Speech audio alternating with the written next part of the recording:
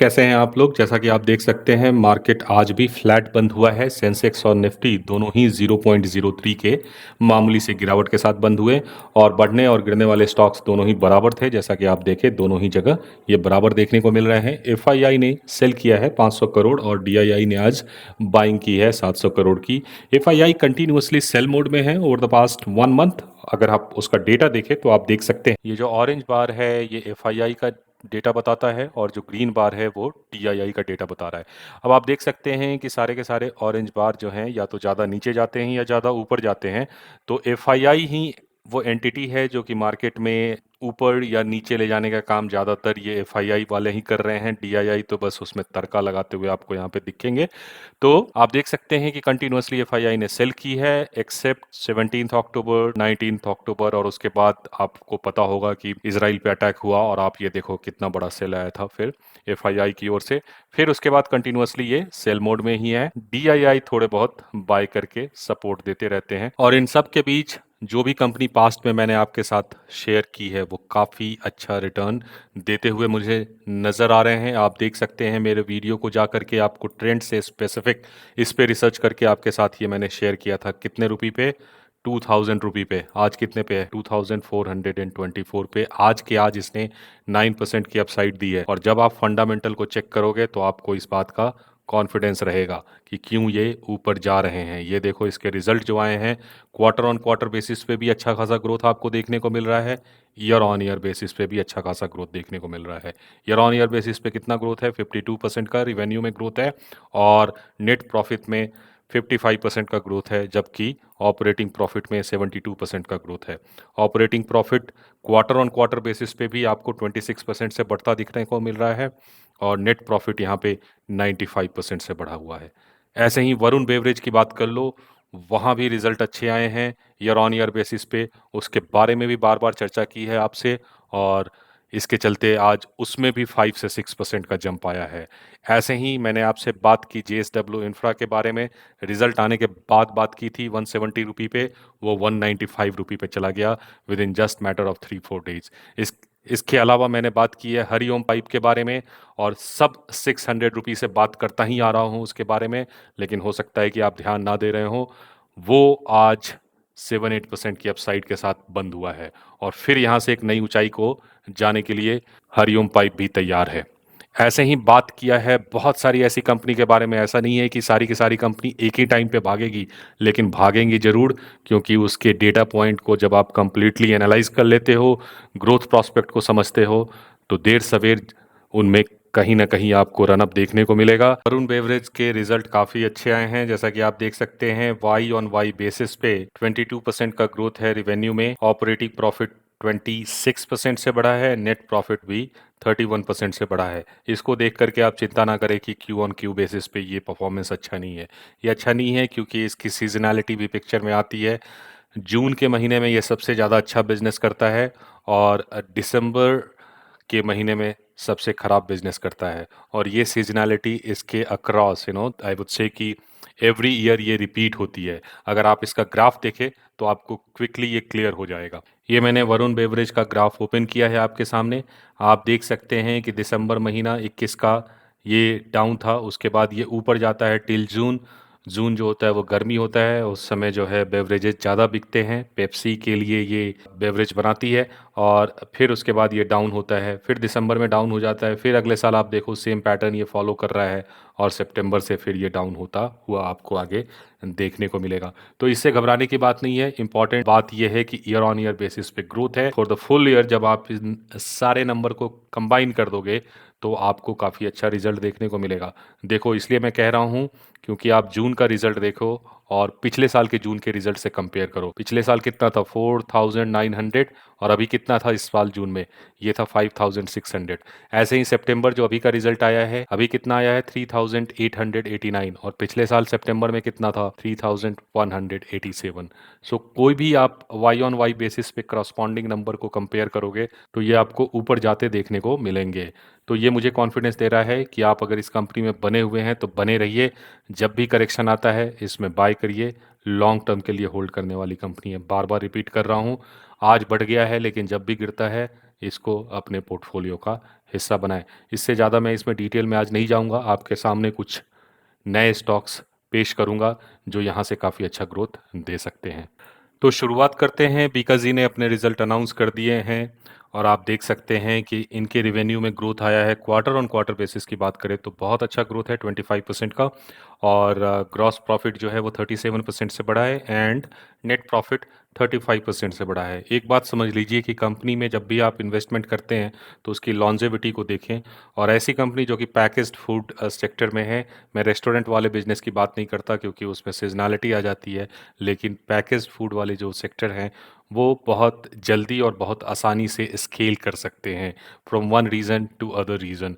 लेकिन आप रेस्टोरेंट वाले बिजनेस में जाएंगे तो वहाँ पे इनिशियल इन्वेस्टमेंट बहुत ज़्यादा होगा, और इसलिए आप देख रहे होंगे कि बहुत सारी कंपनी, जैसे आप जुबिलेंट फूड ले लो या फिर बारबेक्यू नेशन ले लो, ये सारी की सारी कंपनी जो है वहाँ स्ट्रगल कर रही है, तो उनसे दूर रहिए। इसलिए मैं कह रहा हूँ कि नंबर को आप एनालाइज करें और इसके साथ साथ जो है सेक्टर का इनहेरेंट स्ट्रेंथ क्या होता है, वीकनेस क्या होता है, इसको भी समझें और उसके बाद ही इन्वेस्टमेंट करें। लेकिन जब भी आप पैकेज्ड फूड वाले बिजनेस में इन्वेस्टमेंट करेंगे तो वहाँ पे स्केलेबिलिटी बहुत आसान हो जाता है। तो एक तो बीकाजी फूड है, दूसरा वेक्टर फूड है, ये दोनों कंपनी जो है काफ़ी अच्छा इन फ्यूचर करेगी। वेक्टर फूड ने तो काफ़ी अच्छे रिटर्न दिए हैं, Bikaji food recent listed company है, इसके बावजूद आप देखें इन्होंने काफ़ी अच्छे रिजल्ट दिए हैं। ये क्वार्टर ऑन क्वार्टर रिजल्ट की बात की, अगर मैं ईयर ऑन ईयर रिजल्ट को देखूं तो यहाँ आप देख सकते हैं कि रिवेन्यू जो है वो 4% से ग्रो हुआ है, लेकिन ग्रॉस प्रॉफिट में 32% की अपसाइड है एंड नेट प्रॉफिट में 41% की अपसाइड है। So both quarter on quarter basis और ईयर ऑन ईयर बेसिस पे इस कंपनी ने अच्छा किया है। और इस कंपनी के बारे में भी पहले आपसे चर्चा कर चुका हूँ। जैसा कि आप देख सकते हैं 446 पे इसका एक पहला रेजिस्टेंस था जिसको इसने क्रॉस किया, उसके बाद 500 का एक रेजिस्टेंस बना हुआ था इसका। लेकिन अगर आप देखें तो इस रेंज में ये काफ़ी दिन से चल रहा है 500 और सब 500। अगर आप देखें तो 470 नीचे की ओर जाता है, ऊपर की ओर 500 तक का एक रेजिस्टेंस बना हुआ है जिसके बीच में ये घूम रहा था। और आज इसने, अगर आप देखें कल भी इसने एक अच्छा जंप लगाया था ग्रीन कैंडल के साथ, आज फिर से इसने एक अच्छे ग्रीन कैंडल के साथ ऊपर की ओर जंप लगाया है एंड 500 को बड़े अच्छे से इसने ब्रेक कर दिया है और ऊपर कंफर्टेबली बैठा हुआ है। 520 पे आज बंद हुआ है और ये इसका फाइनल रेजिस्टेंस है। अगर इसके ऊपर जाता है तो फिर से एक नई रैली ये देना शुरू कर देगा। जो करंट प्राइस है वो आप देख सकते हैं कि अपने सारे मूविंग एवरेज के ऊपर चल रहा है। ये जो ग्रीन लाइन आपको यहाँ दिख रही है ये 50 डे का मूविंग एवरेज है, उसके नीचे ब्लू लाइन जो है ये 100 डे का है और रेड लाइन जो है ये 200 डे का मूविंग एवरेज है। इन सब से ऊपर चल रहा है तो मोमेंटम बना हुआ है यहाँ पे। इसके साथ साथ रिजल्ट अच्छे आए हैं। वॉल्यूम भी अगर आप देखें यहाँ पे तो वॉल्यूम भी आज आपको बढ़ता हुआ देखने को मिलेगा। ये देखो आप, ये वॉल्यूम बढ़ा हुआ है। तो ओवरऑल टेक्निकली भी फंडामेंटली भी दोनों ही बहुत अच्छे तरीके से पॉइज्ड हैं यहाँ से फर्दर ग्रोथ देने के लिए। और आप इसका हिस्टोरिकल पी देखें तो पहले ये पी था 96, वहाँ से गिरता गिरता ये अभी चला आया है 71 पे। क्यों? प्राइस जब इसका बढ़ रहा है तो पी क्यों गिरा? क्योंकि इसकी अर्निंग अच्छी आ रही है, तो ये एक अच्छी बात है। अट्रैक्टिव वैल्यूएशन पे भी ये आपको मिल रहा है। कंपनी का मार्केट कैप 12,989 करोड़ का है। कंपनी का पेग रेशियो देखें तो फॉरवर्ड पेग रेशियो ये बात कर रहे हैं यहाँ पे 1 पे बना हुआ है। तो जो प्राइस जंप है वो इसके अर्निंग जंप के साथ साथ ही चल रहा है कहीं ना कहीं। पी रेशियो 71 पे आ चुका है, आरओई 13 पे है, आरओसी 17 पे है। तो सारे के सारे नंबर ये भी अच्छे हैं। एक बार इसका हिस्टोरिकल रेवेन्यू और प्रॉफिट ग्राफ देखते हैं।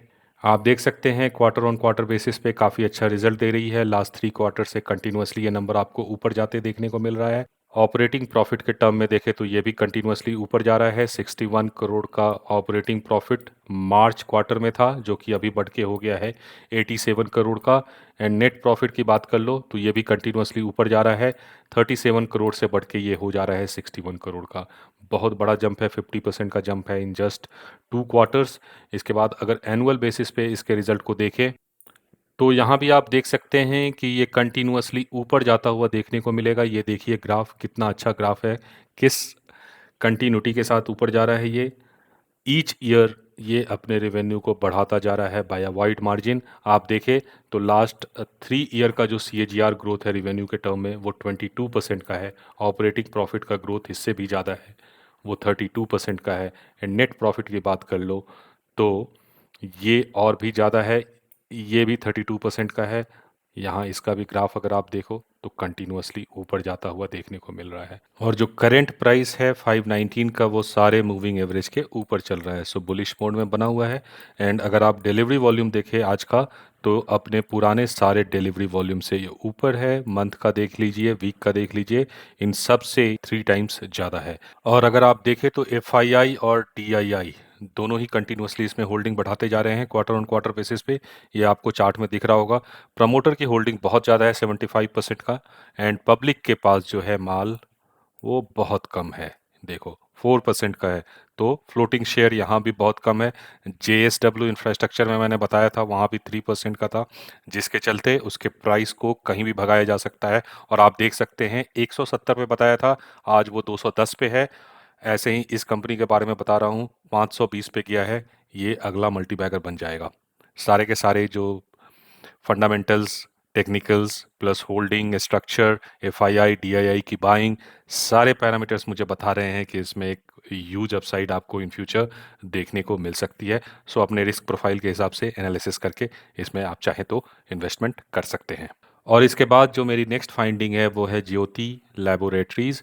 जैसा कि आप देख सकते हैं, ये सारे ब्रांड इसके मार्केट में आपको देखने को मिलते होंगे। और आप देख सकते हैं कि आज इनका रिजल्ट आता है जो कि काफ़ी अच्छा है, जिसके चलते 8% की अपसाइड आज देखने को मिली है। लास्ट 5 डे की बात कर ले तो 10% की अपसाइड है। एक महीने की बात करें तो 11% की अपसाइड है। 6 महीने की बात करें तो 97% की यूज़ अपसाइड है। एक साल की बात करें तो 108% की अपसाइड है। एंड लास्ट 5 ईयर में भी 110% की अपसाइड है। अगर आप इसका लाइफ टाइम चार्ट देखें तो आप देख सकते हैं कि 2018 जुलाई में इसने हाई लगाया था 230 का। वहाँ से ये करेक्ट करके ऑलमोस्ट 50% गिर गया था। धीरे धीरे ऊपर आता हुआ ये जुलाई मंथ में इसने अपने प्रीवियस हाई को ब्रेक किया। और क्योंकि एक लंबा टाइम कंसोलिडेशन ये दे चुका था, तो यहाँ से जो ब्रेकआउट मिला वो काफ़ी यूज़ देखने को मिला। आप देख सकते हैं 235 के आसपास जो प्रीवियस हाई था, वहाँ से बढ़ के ये अभी 400 रुपये पे आ चुका है। ऑलमोस्ट 60% की अपसाइड आपको यहाँ देखने को मिल रही है from month July till now this year. तो एक अच्छी खासी अपसाइड देखने को मिली है। और रिजल्ट क्योंकि आज अच्छे आए हैं, मुझे लगता है कि ये मोमेंटम फर्दर जारी रहेगा, और यहाँ से भी आपको 30% तक का return immediately next 6 to 8 months में आपको मिल जाएगा। कंपनी का मार्केट कैप छोटा है, 14,729 करोड़ का बना हुआ है। पी रेशियो 51 का है। क्या ये एक्सपेंसिव है, इसको हम एनालाइज करेंगे। पी पहले भी 40 के आसपास था, लेकिन वो अभी बढ़ करके कहीं ना कहीं 46 या 50 के आसपास जा चुका है। तो स्लाइटली एक्सपेंसिव है फ्रॉम इट्स हिस्टोरिकल डेटा। और आप देख सकते हैं कि पेग रेशियो जो है वो 1 के नीचे है। तो अर्निंग ग्रोथ कहीं ना कहीं प्राइस के रनअप से काफ़ी ज़्यादा है, एटलीस्ट 40% तो ज़्यादा है ही, जिसके चलते ये 0.6 पे बना हुआ है। सो ये मुझे कंफर्ट दे रहा है। ROC देखें 18 का है, ROE भी 15 के ऊपर है। तो सारे के सारे पैरामीटर जो हैं ये मुझे कंफर्ट दे रहे हैं कि आप यहाँ से भी इसमें पोजीशन ले सकते हैं। ये सारे इसके डिफरेंट रिटर्न हैं इन डिफरेंट टाइम पीरियड। एक साल में इसने पिछले बहुत अच्छे रिटर्न दिए हैं। 106% का रिटर्न है जो कि ह्यूज रिटर्न है। अभी जो क्वार्टर के रिजल्ट आए हैं वो काफ़ी अच्छे आए हैं। जैसा कि आप देख सकते हैं, ये नंबर है 745 करोड़ का। And last year same quarter में कितना था ये नंबर, ये आप देखिए, ये था 664 करोड़ का। सो 664 से ये बढ़ के हो जा रहा है 745 करोड़। ऑलमोस्ट 90 करोड़ का जंप है। अगर परसेंटेज टर्म में देखें तो 15% का जंप आपको ये देखने को मिलेगा। And as compare to previous quarter, June quarter, ये भी जंप 704 से बढ़ के 745 हो रहा है। तो यहाँ भी आपको 5 to 6% का जंप देखने को मिल रहा है। आप देख सकते हैं कि सारे के सारे रिकॉर्ड्स ग्रीन बने हुए हैं। इसका मतलब है कि लास्ट सो मेनी क्वार्टर से ये कंटिन्यूअसली ग्रोथ दिखा रही है। ऑपरेटिंग प्रॉफिट भी काफ़ी तेज़ी से ऊपर जा रहा है क्वार्टर टू क्वार्टर बेसिस पे।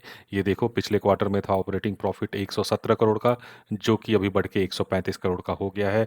इसके साथ साथ नेट प्रॉफिट भी कंटिन्यूअसली ऊपर जा रहा है। ये देखो, लास्ट क्वार्टर में ये था 96 करोड़ का, अभी बढ़ के हो गया 104 करोड़। और एक क्वार्टर पीछे चले जाओ तो ये सिर्फ 59 करोड़ का था। वहाँ से ऑलमोस्ट 70-75% का जंप देखने को मिल रहा है। इसके बाद एनुअल बेसिस पे अगर सेम डेटा को देखें तो यहाँ भी आप देख सकते हो कि रिवेन्यू कंटिन्यूअसली ऊपर जा रहा है पिछले कई साल से।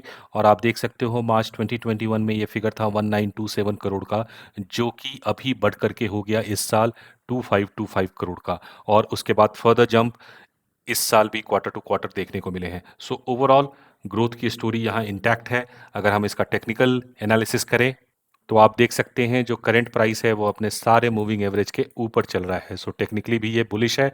और अगर आप इसका डिलीवरी वॉल्यूम देखें आज का, तो ये अपने वीक के वॉल्यूम और मंथ के वॉल्यूम से कहीं ज़्यादा है। मंथ का वॉल्यूम अगर आप देखें तो 1 मिलियन का होता था और अभी ये बढ़ के हो गया 2.6 मिलियन का। ऑलमोस्ट 2.5 टाइम्स का यहाँ पे जंप है। सो फंडामेंटल्स, टेक्निकल्स सारे के सारे सपोर्ट दे रहे हैं कि यहाँ से फर्दर बुलिश रन जारी रहेगा। इसके बाद अगर इसकी होल्डिंग देखें तो आप देख सकते हैं कि प्रमोटर के पास सबसे ज़्यादा होल्डिंग है 63% का, एंड पब्लिक के पास सबसे कम होल्डिंग है 8% का। इसका मतलब ये है कि फ्लोटिंग शेयर इसका भी मार्केट में कम है और इसके प्राइस को भी फर्दर पंप किया जा सकता है ईजिली। एक ब्रेकआउट आपको देखने को मिला है, इसलिए ये ब्रेकआउट फर्दर कंटिन्यूएशन दिखाता रहेगा। एफआईआई कंटिन्यूसली अपनी होल्डिंग बढ़ाते जा रहे हैं और म्यूचुअल फंड वालों ने थोड़ा ट्रिम डाउन किया है, उससे घबराने की बात नहीं है। प्रमोटर लगातार इसमें बने हुए हैं, कंटिन्यूअस उनकी होल्डिंग बनी हुई है। सो ओवरऑल अगर देखा जाए तो ये भी मल्टी बैगर बनने को तैयार है। लंबे कंसोलिडेशन के बाद बाहर निकला है। अपनी एनालिसिस करके अपने रिस्क प्रोफाइल के हिसाब से आप चाहें तो इसमें इन्वेस्टमेंट कर सकते हैं। और इसके बाद जिस कंपनी के बारे में बात करूंगा वो है Hariom pipe industries limited.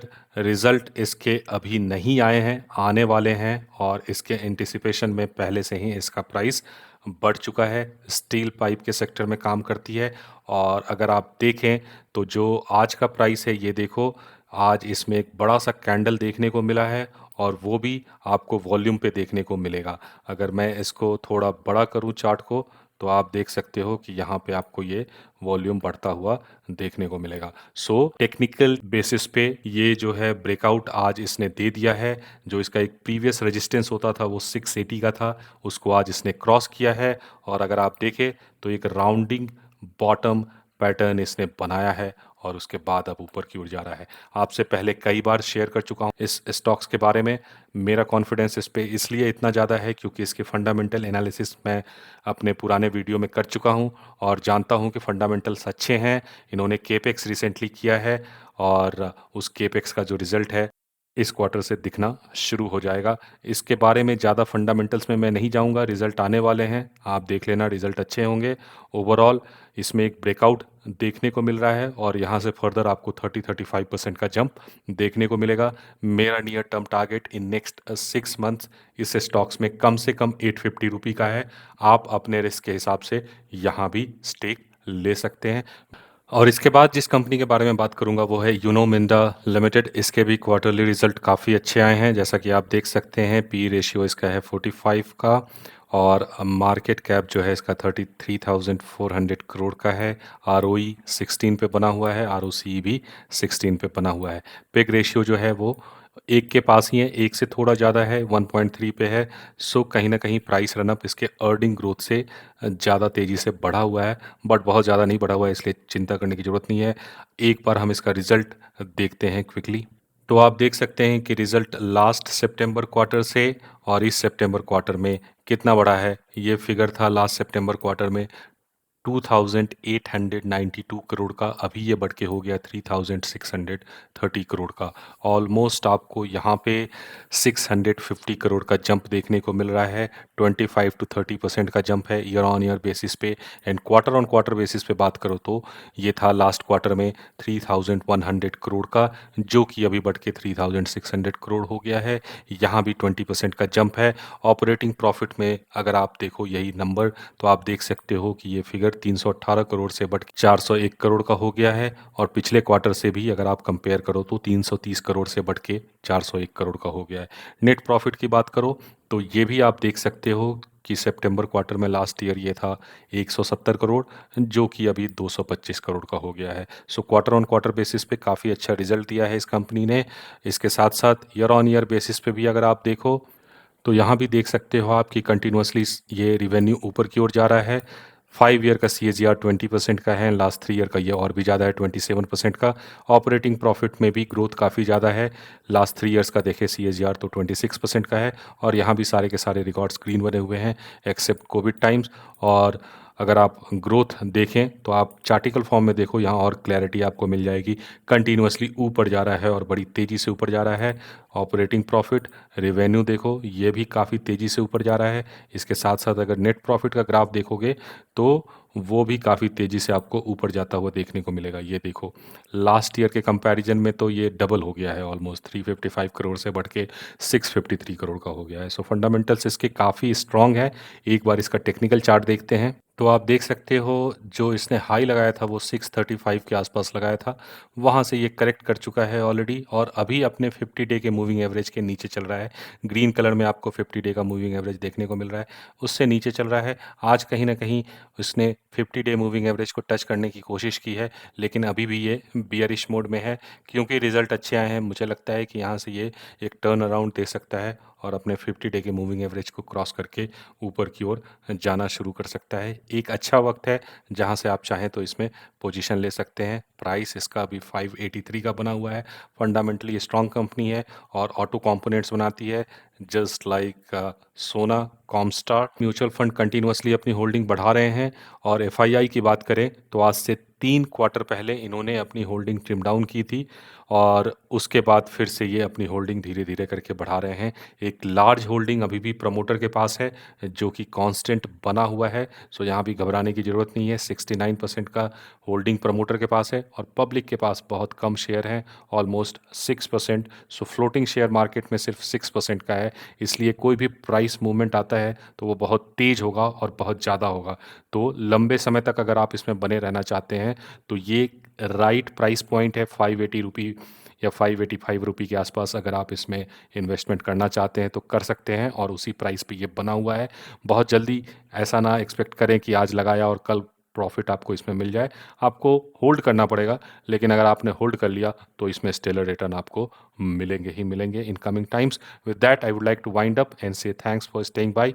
If you happen to like my video, give it a thumbs up, and if you are new to my channel, please subscribe. Thank you so much.